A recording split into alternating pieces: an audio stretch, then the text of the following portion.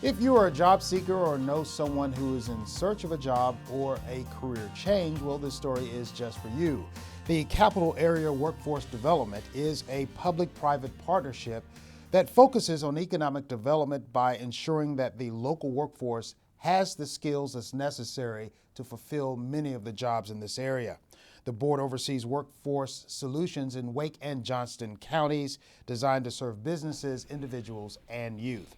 Joining us to talk about the program is Pat Sturdivant, the Executive Director of the Capital Area Workforce Development. Thank you so much for being here. Thank you for having me. First, what are the services provided by the centers and who is the target customer? That's a good question. In our centers, our primary role is to serve as the catalyst for connecting job seekers with employers that have open positions.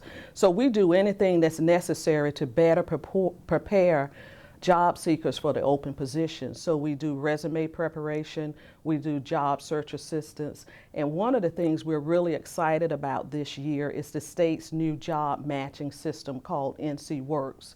With that system can take, based on you building a profile in the system, it'll take your qualifications and skills and match it with the qualifications and skills that are posted in the system where employers input job orders.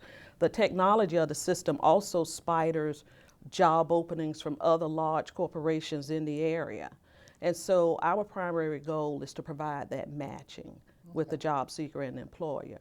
Now, our target audience, one of the things that most people don't understand is that we are funded through a federal program called the Workforce Investment Act. And with the Workforce Investment Act, we have three main audiences. We have adults who are unemployed, and we also have dislocated workers who've been laid off through no fault of their own, and we also serve at-risk youth. Now, for at-risk youth have to be low income, and they have to have at least one barrier to employment. And those barriers are things like in foster care, pregnant teen, or ex-offender. So when you look at who we serve and our purpose, our primary role is to make that connection. What are you seeing with the growth, job growth in this area? What industries and how are some of the other industries that are declining? How does that affect how you attract job seekers to maybe move into another profession? Yeah, definitely some industries growing. When we look at industry net growth over the next 5 years, there are several industries that we see good growth in. One, when we look at industries at the major industry level or category, the first would be healthcare, of course, and social assistance. When we drill down a little bit to get a little bit more specific, we're talking about general medical and surgical hospitals on the private side, as well as physicians' offices. Another major industry category would be professional and scientific. And again, drilling down, we would be looking at computer system design and engineering. Are you seeing any evidence of increased traffic, demand for use of these one-stop centers? When we look at our unemployment rate from last year compared to now, right now, as you said, we're responsible for Wake and Johnston County. So our unemployment rate right now is 6%. This time last year, our unemployment rate was over 7%. So we're seeing improvement, but 5.9% is still over 30,000 people out of work.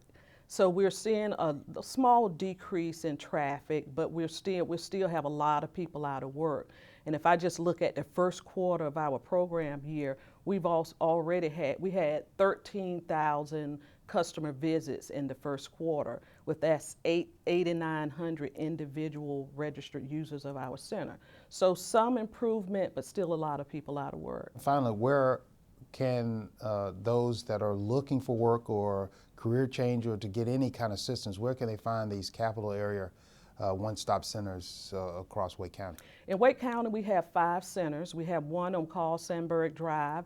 We have one in the Swinburne Human Services Building, and we have one in each of the regional centers. Our major center is on Carl Sandburg Drive, and that's our level 1. And all that means is that you can get all the services that are provided through our system out of that center. The other 4 I named are level 2, and that just means all the services are available, but some of them may be virtual. Okay, Pat Sturdivant, Executive Director of the Capital Area Workforce Development, thank you so much for being here. Thank you for having me.